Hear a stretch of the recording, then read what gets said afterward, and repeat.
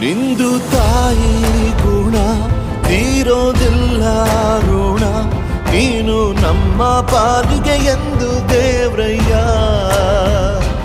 ತಾನು ನೋವಾ ನುಂಗಿ ಜೀವ ನೀಡೋ ಮಗ, ನಿನ್ನ ಪಡ್ಕೊಂಡಿದ್ದೆ ಪುಣ್ಯ ಗಣಯ್ಯ.